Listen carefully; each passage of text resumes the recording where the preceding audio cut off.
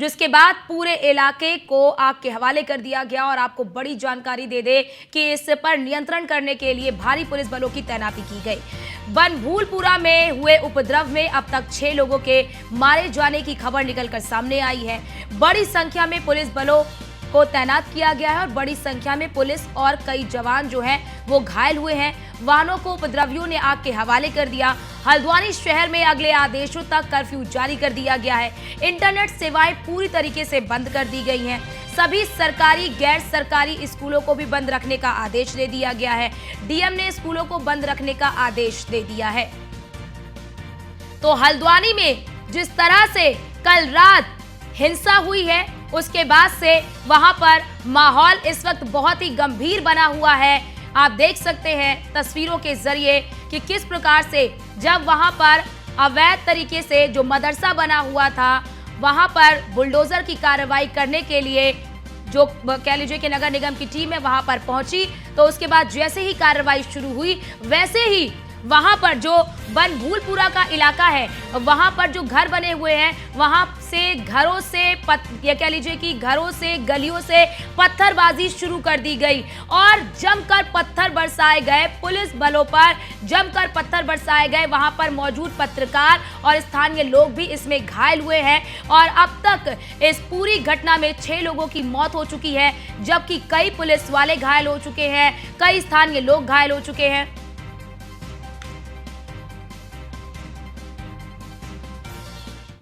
तो ये 4 तस्वीर आपके टीवी स्क्रीन पर, इन 4 तस्वीरों के जरिए आप समझिए कि पूरा मामला आखिरकार है क्या और कैसे ये पूरी हिंसा हुई है। इन 4 तस्वीरों के जरिए आपको बताते हैं। पहली तस्वीर आप नीचे से शुरू करिए, बुलडोजर की कार्रवाई से। जैसे ही वहां पर बुलडोजर की कार्रवाई शुरू होती है उसके बाद दूसरी तस्वीर पर आइए, प्रशासन से झड़प होती है। यानी कि बुलडोजर की कार्रवाई के दौरान वहां पर, क्योंकि वो इलाका जो है बनभूलपुरा का इलाका जो है वो एक संप्रदाय विशेष कह लीजिए, वहां पर मुस्लिमों की संख्या बहुत ज्यादा है और ऐसे में पुलिस से झड़प होती है, प्रशासन से झड़प होती है। उसके बाद तीसरी तस्वीर देखिए जहां पर पत्थरबाजी लिखी हुई है कि पत्थरबाजी शुरू कर दी जाती है, मकानों से, छतों से, गलियों से पत्थरबाजी शुरू हो जाती है। उसके बाद की तस्वीर भी हमने आपको दिखाई। पा रहे होंगे ये फर्स्ट टाइम की आगजनी की फोटो है, जब फर्स्ट आगजनी हुई थी। ये थोड़ा सा क्लोजअप व्यू है, वो दूर से था। इसको बंद करो, नेक्स्ट ले लो।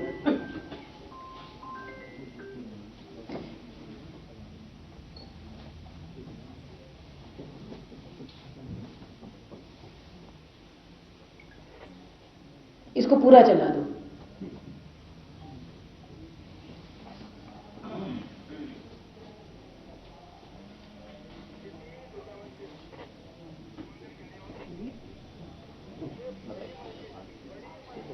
बताओ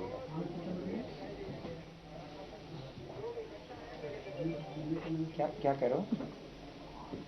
इसको दिखाने का मेरा मकसद ये है कि आप इस वीडियो में देख पा रहे होंगे कि यहाँ ना तो कोई पुलिस फोर्स किसी को प्रोवोक कर रही है, किसी को भड़का नहीं रही, किसी को मार नहीं रही, किसी को किसी भी प्रकार से कोई नुकसान पहुंचाने की कोशिश नहीं कर रही है, ना एडमिनिस्ट्रेशन की टीम ना पुलिस की टीम। ये आप मॉब देखेंगे, ये वो मॉब है जो पहली बार इकट्ठा होना उस गली में शुरू हुआ जब आगजनी शुरू करी गई। जो पेट्रोल बम फेंकना है या किसी भी प्रकार का वायलेंस से जो शुरू किया गया, उस वक्त ये मॉब इकट्ठा हुआ अचानक से। ये डिमोलिशन ड्राइव शुरू होने के 45 मिनट्स बाद की फुटेजेस हैं।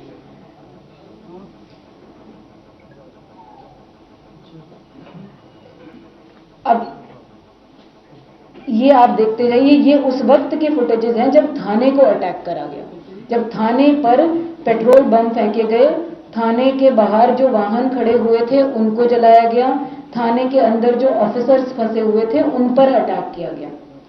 ये उस वक्त की वीडियो फुटेजेस हैं। इसमें आपको दिख रहा है कि कोई भी फोर्स ना तो किसी के साथ कोई जोर जबरदस्ती कर रही है, ना किसी को किसी प्रकार का नुकसान पहुंचाने की कोशिश कर रही है।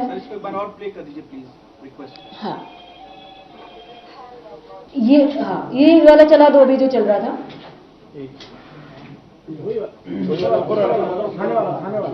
थाने वाला, इससे छठा वाला, 6th वाला। ये थाने पर जब आने शुरू हुए, इकट्ठा होने शुरू हुए और थाने के बाहर जो आप लोगों की बाइक्स भी थी, पत्रकारों की, पुलिस के वाहन वगैरह भी खड़े हुए थे, अन्य भी आम जनता के आसपास के लोगों के वाहन खड़े हुए थे, ये उस वक्त उन पर अटैक किए और उनमें आगजनी के फुटेजेस हैं। ये भी अनप्रोवोक्ड हैं, किसी ने प्रोवोक नहीं किया, किसी ने नुकसान पहुंचाने की कोशिश नहीं करी, किसी ने किसी को जो है चोट पहुंचाने की कोशिश नहीं करी। उसके बावजूद इस तरह का अटैक बिना प्रोवोक करे, बिना हार्म करे करा गया। पुलिस थाने में फंसे हुए अधिकारियों के ऊपर, उनको बाहर नहीं निकलने दिया गया, उनको वहां पर अंदर जिंदा जलाने की कोशिश करी गई। ये आप फुटेज देख रहे हैं।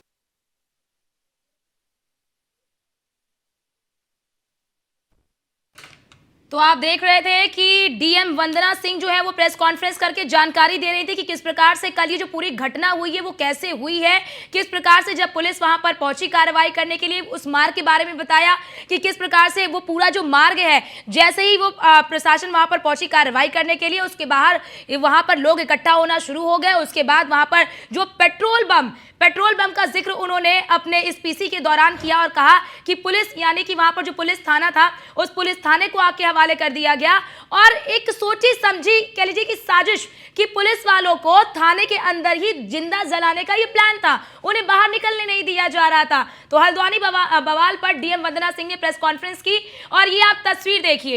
इन तस्वीरों के जरिए आप पूरी घटना को समझिए कि किस तरह से कल हल्द्वानी में ये उपद्रवी जो है उन्होंने उपद्रवी मचाया है, वहां पर अराजकता मचाई है। पहली तस्वीर बुलडोजर की कार्रवाई की, पहले बुलडोजर की कार्रवाई शुरू होती है। दूसरी तस्वीर में आइए कि जैसे बुलडोजर की कार्रवाई शुरू होती है, जो वहां के लोग हैं, स्थानीय लोग वहां पर आते हैं और प्रशासन के साथ झड़प करने लगते हैं। तीसरी तस्वीर में जाइए जहां पर गाड़ियों को आग के हवाले किया जाता है, यानी कि इस झड़प में मामला काफी ज्यादा बढ़ जाता है और बढ़ने के बाद लगातार उपद्रवी जो है वो पत्थरबाजी करते हैं। पत्थरबाजी करने के बाद वहां पर कोशिश करेगी, ऑफिसर्स की गाड़ियों में आग लगाने की कोशिश करेगी। ये उसके फुटेजेस हैं। इसको बंद कर दो। अब मैं आपको थोड़ा सा बैकग्राउंड बता देती हूँ, इससे पहले कि आप लोग अपने एक एक करके सवाल लेंगे। अरे वाइट लगाएंगे। इसमें आप लोग थोड़ा सा सभ्यता के साथ ले लीजिए। देखिए, आप लोगों से मुझे बहुत ज़्यादा समझदारी की उम्मीद है और आप सभी लोग पढ़े लिखे समझदार व्यक्ति हैं, तो आप समझदारी का परिचय दें। अननेसेसरी बहुत ज़्यादा आप लोग ये ना पैदा करें, क्योंकि ये अभी सहयोग की अपेक्षा है, अभी सहयोग ही आप लोग दिखाएं। तो इसका बैकग्राउंड ये है कि 15-20 दिन से हल्द्वानी के अलग अलग क्षेत्रों में, और उससे पहले से भी माननीय उच्च न्यायालय के आदेश के बाद भी अतिक्रमण पर कार्रवाइयाँ हुई हैं। अन्य जो स्टेट गवर्नमेंट के द्वारा भी जो है सरकारी भूमि पर अवैध अतिक्रमण को हटाए जाने के संबंध में जिला स्तर पर टास्क फोर्स गठित करी गई है। सरकारी संपत्तियों की सुरक्षा के दिशा निर्देश दिए गए हैं। सरकारी संपत्तियों की जीआईएस मैपिंग करी जा रही है। जो कब्जे हैं उनको हटाया जा रहा है। जो सरकारी परिसंपत्तियां हैं उनको सुरक्षित करने हेतु अधिकारियों के उत्तरदायित्व निर्धारित करे जा रहे हैं। आपके मीडिया के द्वारा इसको समय समय पर रिपोर्ट भी करा गया है। पिछले 15-20 दिनों से एक ड्राइव हल्द्वानी क्षेत्र में नगर निगम की परिसंपत्तियों के संबंध में चला। शहर के जो चौराहे हैं, सड़कें हैं, ट्रैफिक कंजेशन से मुक्ति दिलाने के संबंध में उनके चौड़ीकरण की एक्टिविटी भी चली। सभी जगह विधिक रूप से प्रक्रिया पूर्ण करते हुए सभी को नोटिस दिए गए, सुनवाई के अवसर दिए गए। सुनवाई समिति ने करके प्रत्येक व्यक्ति को एक एक करके सुना और सबका निस्तारण किया। निस्तारण करने के बाद कुछ लोग माननीय उच्च न्यायालय में भी अप्रोच किया, कुछ लोगों ने, कुछ को समय मिला, कुछ को नहीं मिला। जहां पर समय नहीं मिला वहां डिमोलिशन ड्राइव भी नगर निगम, पीडब्ल्यूडी और अन्य विभागों के माध्यम से अपनी अपनी परिसंपत्तियों पर टेकअप करी गई। तो मेरा ये स्टोरी, ये बैकग्राउंड बताने का मकसद ये है कि ये कोई आइसोलेटेड एक्टिविटी नहीं थी, ये कोई एक ही परिसंपत्ति को टारगेट करके करी हुई एक्टिविटी थी। ये पूरे काफी लंबे समय से हल्द्वानी के अंतर्गत सरकारी परिसंपत्तियों को अलग अलग क्षेत्रों में बचाने का, सुरक्षित करने का, अतिक्रमण मुक्त कराने का अभियान चल रहा है। उसी के क्रम में इस प्रॉपर्टी पर, जो कि खाली प्रॉपर्टी है, जिसमें 2 स्ट्रक्चर्स हैं जो कहीं पर भी ना तो किसी धार्मिक संरचना के रूप में रजिस्टर्ड हैं, ना ही किसी प्रकार से मान्यता प्राप्त है। उन स्ट्रक्चर्स को कुछ लोग मदरसा कहते हैं, कुछ लोग उसको नमाज स्थल कहते हैं, लेकिन उसका विधिक रूप से दस्तावेजों के अंतर्गत कोई अस्तित्व वर्तमान में नहीं है। उनको हमने खाली कराया, जो ओपन स्पेस था उसका कब्जा ले लिया गया और एक नोटिस परिसंपत्तियों पर, स्ट्रक्चर्स पर चस्पा करा गया, क्योंकि कथित रूप से ये एरिया मलिक का बगीचा नाम से जाना जाता है, जबकि कागजों में जो डॉक्यूमेंट्स हैं, दस्तावेज हैं नगर निगम के, वहाँ मलिक का बगीचा के नाम पे दर्ज नहीं है, नगर निगम की नजूल भूमि के रूप में दर्ज है। तो इन स्ट्रक्चर्स पर नोटिस चस्पा करे गए और खुद से ही अपना अतिक्रमण 3 दिन के अंदर हटाने के निर्देश दिए गए। 3 दिन के अंदर अतिक्रमण न हटाए जाने की दशा में या तो अपने अभिलेख प्रस्तुत करेंगे जिससे स्वामित्व सिद्ध हो सके, या तो हटाएंगे, अदरवाइज नगर निगम द्वारा हटा दिया जाएगा। ये बिल्कुल क्लियर इंस्ट्रक्शंस संबंधितों को 30 तारीख को दे दिए गए थे। उसके बाद 4 तारीख की तिथि निर्धारित करी गई, जिसमें 3 तारीख को काफ़ी ज़्यादा मात्रा में जो प्रतिनिधि गण हैं, जो भी हितधारक लोग हैं, आसपास के क्षेत्रों के रहने वाले लोग हैं, वो संभ्रांत लोग नगर निगम के सभागार में आए और हमारी टीम के साथ चर्चा करी। उन्होंने काफ़ी सारे विधिक बिंदु रखे, उन्होंने अपने प्रत्यावेदन दिए और हमसे ये मांग करी कि हमें उच्च न्यायालय में, माननीय उच्च न्यायालय में जाने का एक अवसर दिया जाए। माननीय उच्च न्यायालय का जो भी निर्णय होगा हमको स्वीकार होगा। उसके बावजूद जब हमने समय नहीं दिया, क्योंकि हम ऑलरेडी समय दे चुके थे, तो हमारी जो रात को फ्लैग मार्च की कार्रवाई हुई, फोर्सेस वहां पहुंची अगले दिन के डिमोलिशन ड्राइव के लिए, तो उनके द्वारा कुछ डॉक्यूमेंट्स प्रस्तुत करे गए, जिसमें एक 2007 का एक ऑर्डर था। 2007 में माननीय उच्च न्यायालय के द्वारा जिलाधिकारी नैनीताल को एक ऑर्डर किए गए थे किसी प्रार्थना पत्र के डिस्पोजल के लिए पर्टिकुलर परिसंपत्ति के संबंध में। उसका जब हम लोगों को वो कागज रिसीव हुआ, तो उस कागज की, उस आदेश की सैंक्टिटी को सुरक्षित रखते हुए, उसका सम्मान करते हुए हमारे द्वारा अपने कार्यालय से उसकी पत्रावली ट्रेस कराई गई और ये वेरीफाई किया गया कि इसका डिस्पोजल क्या 2007 से लेकर 2024 तक किया गया या नहीं किया गया। उसका डिस्पोजल की जब विधिक स्थिति स्पष्ट नहीं हुई, तो जल्दबाजी में डिमोलिशन ड्राइव ना करके उसको उस दिन रोक दिया गया, ताकि संबंधित पक्षों को वैधानिक कार्रवाई करने का पर्याप्त अवसर दिया जा सके। किसी भी प्रकार की जल्दबाजी में ऐसी कोई कार्रवाई ना हो जो विधि विरुद्ध हो या लीगल प्रोसेस अपनाकर ना करी जाए। ये हमने एक्टिविटी को रोका गया। मदरसा जिसको कहा जा रहा है, उस भवन को सील कर दिया गया, सभी की सहमति ली गई। वो हमारे पोजीशन में था, नगर निगम के एडमिनिस्ट्रेशन के पोजीशन में था, पीएसी वहां पर पोस्टेड थी। किसी भी व्यक्ति का उसमें कोई अहित होने की संभावना नहीं थी, कोई उसके अंदर रह नहीं रहा था, कोई बेघर नहीं हो रहा था, किसी का घर, आवास स्थान उसमें इन्वॉल्व नहीं था। That was a structure which was illegal और उसको डिमोलिश करने से पहले जितनी भी विधिक प्रक्रियाएं हो सकती हैं वो पूर्ण करी गई। जब हमने अगले दिन 2007 के ऑर्डर का डिस्पोजल किया नेक्स्ट डे अपने कार्यालय में, उसके बाद इस बीच में संबंधित पक्ष के द्वारा माननीय उच्च न्यायालय से नोटिस पर स्टे लगाए जाने की डिमांड करी गई। माननीय उच्च न्यायालय ने 2 दिन सुनवाई करी और दूसरे दिन सुनवाई में ये निर्देश दिए कि जो याचिकाकर्ता पक्ष है उनको किसी भी प्रकार की राहत दिए जाने से मना कर दिया गया। जो हम लोगों को जो माननीय उच्च न्यायालय से हमारा कम्युनिकेशन का माध्यम होता है अपने सरकारी एडवोकेट्स के थ्रू, उनके थ्रू कम्युनिकेट हुआ प्रॉपर इन राइटिंग के ओरल ऑर्डर्स में किसी भी प्रकार का रिलीफ संबंधित पक्षों को माननीय उच्च न्यायालय के द्वारा नहीं दिया गया है। तो ये मूवमेंट हम लोगों ने, क्योंकि हमारी प्रिपरेशन तो 3 दिन पहले ही कंप्लीट हो गई थी डिमोलिशन ड्राइव की, हमारी टीमें 3 दिन पहले से डिमोलिशन ड्राइव के लिए तैयार थी, तो हमने डिमोलिशन ड्राइव शुरू करने का निर्णय लिया।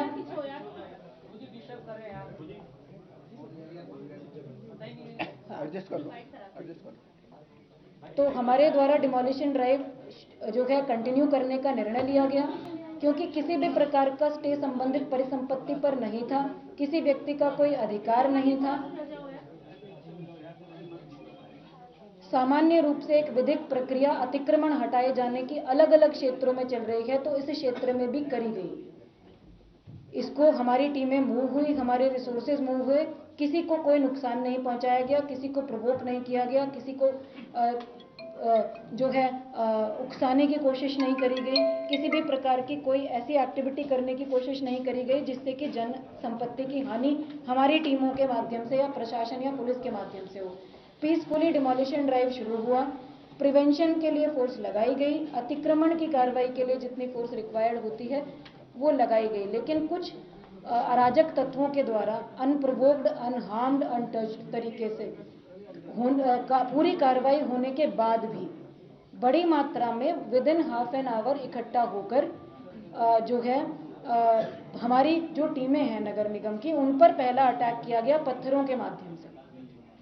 पत्थर बरसाने शुरू करे गए चारों तरफ, जो छतें हैं उनके माध्यम से। मैंने आपको 30 तारीख की फुटेज दिखाई, किसी छत पर कोई पत्थर नहीं था। तो जिस दौरान ये सारी विधिक प्रक्रिया चल रही थी, जब हम सुनवाई कर रहे थे, माननीय उच्च न्यायालय सुनवाई कर रहा था, तो छतों पर पत्थर उस दौरान इकट्ठे करे गए। इसका मतलब इट वाज प्लान्ड कि जिस दिन भी डिमोलिशन ड्राइव होगी, हम उस दिन इस तरह से फोर्सेस को अटैक करेंगे, इस तरह से डिमोरलाइज करने की कोशिश करेंगे स्टेट मशीनरी को। तो पत्थरों का अटैक हुआ जब हमारी टीम पीछे नहीं हटी, हमने डिमोलिशन ड्राइव को जारी रखा, हमारे ऑफिसर्स ने। उसके बाद जब पहली मॉब जो आई पत्थरों के साथ, उनको डिस्बर्स कर दिया गया, तो दूसरी मॉब आई जिनके हाथों में पेट्रोल बम थे, जो फ्यूल होता है उसकी प्लास्टिक की बॉटल्स थी, उसमें उन्होंने आग लगा लगा कर फेंकी। आप लोगों ने वीडियो फुटेज में भी देखा, आप लोग अभी तक सब कवर भी कर चुके हैं। ये फेंका गया, ये भी अनप्रोवोक्ड था, बिल्कुल प्रोवोक नहीं किया गया था।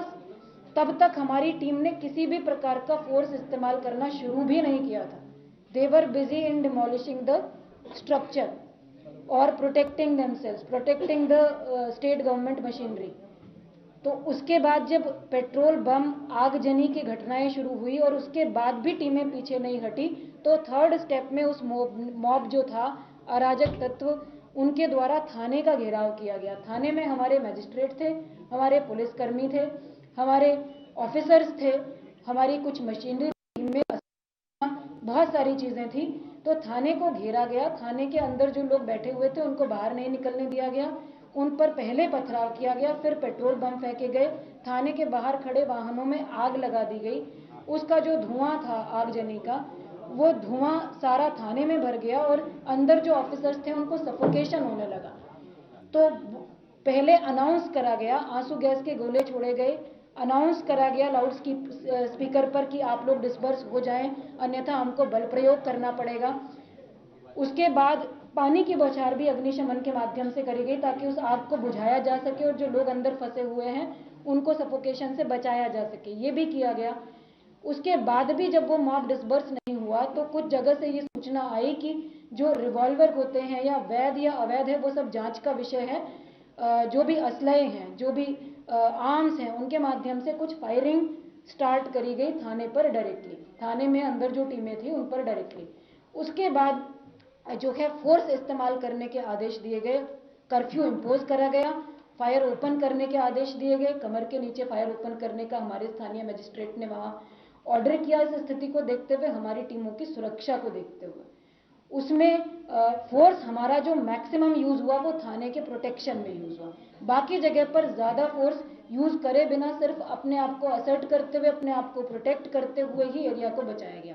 जैसे ही थाने से इन लोगों को डिस्बर्स किया गया जो अराजक तत्व थे और वहां उपद्रव मचा रहे थे और लोगों की जान लेने की कोशिश कर रहे थे, थाने से डिस्बर्स करने के तुरंत बाद एक क्षेत्र पड़ता है गांधीनगर, आप सब लोग जानते हैं।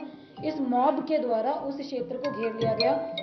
गांधीनगर के क्षेत्र में मिश्रित आबादी है, वहाँ सभी धर्मों के, सभी कम्युनिटीज के लोग रहते हैं, कोई एक विशेष समुदाय वहाँ निवास नहीं करता है। उस क्षेत्र को घेरा गया, उससे भी टेरराइज करने की जो है कोशिश करी गई स्टेट मशीनरी को भी और वहाँ रहने वाले स्थानीय निवासियों को भी। उसको प्रोटेक्ट, उसके बाद हमारा क्योंकि रेनफोर्समेंट भी आ गया था, हमारी बहुत सारी पीएससी आ गई थी, पैरामिलिट्री फोर्सेस आनी शुरू हो गई थी, तो हमारा पहला प्रायोरिटी था थाने को प्रोटेक्ट करने के बाद कि हम गांधीनगर में किसी प्रकार का जो है अराजकता ना होने दें। हमने उसको प्रोटेक्ट किया, वहाँ किसी प्रकार की कोई जो है जनहानि नहीं होने दी, वहाँ किसी प्रकार का बहुत अतिरिक्त फोर्स यूज करे बिना किसी भी प्रकार के जो है एक्सेस फोर्स के उसको कंट्रोल करा गया। बनभूलपुरा से मॉब क्योंकि भारी मात्रा में निकल रहा था, तो हमारी टीम का जो पूरा प्रयास रहा, एसएसपी मेरे साथ बैठे हुए हैं, इनकी फोर्स ने काफी धैर्य का परिचय दिया। वहाँ पूरा प्रयास ये रहा कि हल्द्वानी का जो मेन शहर है उसको बचाया जाए, उसमें किसी भी प्रकार से मॉब को एंटर ना होने दिया जाए। जो प्रभावित क्षेत्र है उसको लिमिट किया जाए, उसको लिमिट किया गया। लगभग पूरा ही प्रशासन, पूरी पुलिस फोर्स इस काम में लगी हुई थी। अन्य क्षेत्रों में बनभूलपुरा का प्रभावित क्षेत्र छोड़कर अन्य किसी क्षेत्र में किसी भी प्रकार की रिटेलिएशन में या किसी भी अन्य रूप से कोई घटना घटित ना हो और मैं इस मामले में हल्द्वानी के लोगों को भी धन्यवाद देना चाहूँगी और साधुवाद देना चाहूँगी कि आप सब ने प्रशासन का सहयोग करा, पुलिस का सहयोग करा। अन्य क्षेत्रों में किसी भी कम्युनिटी के लोगों ने किसी भी प्रकार का कोई प्रतिक्रियात्मक जो है घटना घटित करने की कोशिश नहीं करी। सब लोग शांतिपूर्वक अपने घरों में रहे, अफवाहों पर ध्यान नहीं दिया। जो लोग प्रवोक करने की, भड़काने की, उकसाने की कोशिश कर रहे थे, उनके उकसाने में नहीं आए। तो ये हल्द्वानी की जो सामान्य जनता है, जिन्होंने कल बहुत शांति और धैर्य का परिचय दिया, उसके लिए भी मैं धन्यवाद देना चाहूँगी। जो ये एक्टिविटी थी, ये पूरा जो डिमोलिशन ड्राइव था, ये कोई आइसोलेटेड ड्राइव नहीं था। मैं पहले ही आपको एग्जाम्पल्स के साथ एक्सप्लेन कर चुकी हूँ। ये लगातार चल रही चीज़ थी। एक एरिया में ही ये घटना हुई, अदर एरियाज में डिमोलिशन ड्राइव्स टेकअप हुए, बड़े बड़े ड्राइव्स टेकअप हुए, 10-10, 20-20 दुकानों के, मकानों के ड्राइव्स टेकअप हुए। वहाँ किसी प्रकार का कोई रिटेलिएशन पुलिस पर, प्रशासन पर नहीं किया गया। जिस प्रकार की घटना कल घटित हुई है, उससे ये प्रतीत हो रहा है कि जितना ज़्यादा समय दिया जाता, ये हमारा मंतव्य है कि जितना ज़्यादा समय दिया जाता, उतना ज़्यादा प्रिपरेशन बढ़ती और उतना ज़्यादा हल्द्वानी में और ज़्यादा जनहानि और संपत्ति की हानि के हालात उत्पन्न होने की संभावना बढ़ती। क्योंकि आज नहीं तो कल नगर निगम को, प्रशासन को अपनी परिसंपत्तियों को अतिक्रमण से मुक्त कराना ही था और विधिक प्रक्रिया कंप्लीट हमने करी है। कंप्लीट करने के बाद ही डिमोलिशन ड्राइव शुरू करे हैं। किसी भी जगह पर अचानक से हमने कोई एक्टिविटी शुरू नहीं करी। तो ये हम लोगों का असेसमेंट रहा कि अगर हम बहुत ज़्यादा समय देते तो उतना ही ज़्यादा प्रिपरेशन का टाइम मिलता। मैंने एविडेंस के साथ आपको बताया कि 30 तारीख से 8 तारीख के बीच में कितना प्रिपरेशन किया गया है। तो अगर हम और समय देते तो ये ज़्यादा हो सकता था। तो ये निर्णय सही था कि ज़्यादा समय ना दिया जाए, जितना जल्दी, जितना आसानी से, स्मूथली इस एक्शन को किया जा सकता है, उतना किया जाए। उसमें अंदेशा हमेशा होता है जब आप कोई इस तरह के ड्राइव्स टेकअप करते हो डिमोलिशन की, जब आप अपनी परिसंपत्ति की सुरक्षा करते हो, तो थोड़ा बहुत विरोध की, थोड़ा बहुत जो है प्रदर्शन की, अपना जो है लॉ एंड ऑर्डर की सिचुएशन की संभावनाएं रहती हैं। पर this kind of reaction without provoking, without harming anybody, किसी का घर नहीं टूट रहा है, कोई बेघर नहीं हो रहा है, कोई डायरेक्टली हार्म नहीं हो रहा है। There is a structure which is already in position of नगर निगम, which has already been sealed by the government, जहां ऑलरेडी गवर्नमेंट की प्रेजेंस अवेलेबल है, कब्जे में है, कंप्लीटली अवैध सिद्ध हो चुका है सभी प्रकार की विधिक प्रक्रिया में, उस पर। और दूसरी चीज और मैं जो आपको कहना चाह रही हूँ, उसके बाद आप लोगों के सवाल हम लोग लेंगे, वो ये है कि जो मॉब था वो इस स्ट्रक्चर को बचाने की कोशिश नहीं कर रहा था। वो हमने जितना वीडियोस में देखा, हमने जितना महसूस करा, वो अथॉरिटीज को अटैक करने की कोशिश कर रहा था। It was not against any community, it was against the state machinery, it was against the state authorities, it was against symbols of state government machinery. थाना, ये थाने को जो अटैक करने वाली चीज थी, ये स्टेट के जो सिंबल्स होते हैं, सिस्टम के जो सिंबल्स होते हैं, वो अटैक करने की एक तरह से कोशिश थी।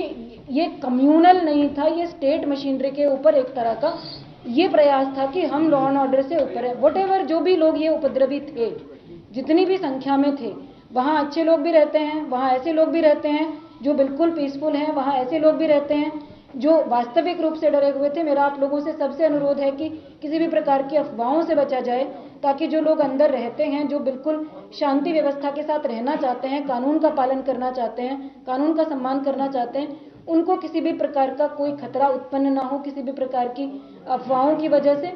तो ये जो मॉब था, जिन लोगों ने भी ये घटनाक्रम कल घटित किया है, इस मॉब का पूरा प्रयास स्टेट के जो सिंबल्स होते हैं, सिस्टम के जो एडमिनिस्ट्रेशन के जो सिंबल्स होते हैं, लॉ एंड ऑर्डर की जो व्यवस्था होती है, कानून की व्यवस्था होती है, उसको चुनौती देने का प्रयास था। उसको ये दिखाने का प्रयास था कि हम कानून से ऊपर हैं, जिसका प्रत्युत्तर प्रशासन और पुलिस फोर्स की टीमों ने दिया और परफेक्टली इसको मैनेज किया। हल्द्वानी की शांति व्यवस्था को ना बिगड़ने देना हमारी प्राथमिकता है। हमारा आज भी यही प्रयास है, कल भी यही प्रयास था और आगे भी यही प्रयास रहने वाला है। अब आप वन बाय वन आपने खुद जब ये बताया कि के पास पत्थर जमा थे, उन्होंने पेट्रोल बम फेंके, तो क्या ये प्रशासन का One by फेलियर one. नहीं था?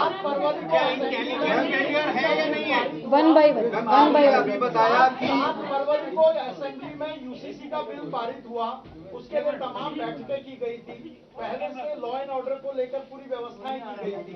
ऐसा क्या हो गया था कि 8 तारीख को आप बुलडोजर लेके पहुंच गए, जबकि सेंसिटिव इशू था, यूसीसी के बाद इस तरीके का रिएक्शन आ सकता था, आप इसको कैसे जस्टिफाई? आपका ये सवाल आप एक बार जरा अपने आप से पूछिए। भारत देश का उत्तराखंड राज्य का हल्द्वानी शहर का एक एरिया है जहां एडमिनिस्ट्रेशन को इन्फोर्समेंट एक्टिविटी करनी है, इन्फोर्समेंट एक्टिविटी करनी है, कोई वॉर नहीं करनी है, कोई जंग नहीं लड़नी है। इन्फोर्समेंट एक्टिविटी करने के लिए अगर किसी क्षेत्र में हमको वॉर जैसी प्रिपरेशन करनी पड़े तो क्या ये अपने आप में ये प्रश्न चिन्ह नहीं लगाता कि वो क्षेत्र कानून व्यवस्था का सम्मान करता है या नहीं करता है? ये आपने अभी ये बताया कि छत के ऊपर पत्थर जमा थे, उन्होंने पेट्रोल पंप पहले से तैयार किए हुए थे, मॉनिटर कर रहे थे, ड्रोन से देख रहे थे, तो फेलियर तो क्या इंटेलिजेंस ये बिल्कुल फेलियर नहीं है। हमारी इतनी बड़ी घटना हो जाती है और आप इंटेलिजेंस फेलियर को मान रहे हैं? एक करके पूछो। घायलों की संख्या क्या है, क्या मौत का आंकड़ा अभी तक है, डिटेल में बताइए। इंटेलिजेंस डिटेल क्या है, ये नहीं है मैडम। एक एक करके पूछेंगे। डिटेल क्या है, डिटेल घायलों की और मौत के आंकड़े क्या है, मौत के आप आंकड़े क्या है? एक एक करके पूछेंगे तो मैं सबका जवाब दूंगी। I am sitting here. सारे लोग एक साथ ना बोलें, मैं पहले इंटेलिजेंस फेलियर पर ही बोलूँ, ठीक है? तो आप लोग कम से एक, आप लोगों से समझदारी की अपेक्षा है, आज की तारीख में सेंसिटिव इशू सहयोग की अपेक्षा है। आप लोग एक करके पूछिएगा। अगर आप सारे लोग एक साथ बोलेंगे तो एक का भी जवाब हम नहीं दे पाएंगे। हम धैर्यपूर्वक सभी का जवाब देने के लिए तैयार हैं। आप एक एक करके पूछेंगे तो सबका जवाब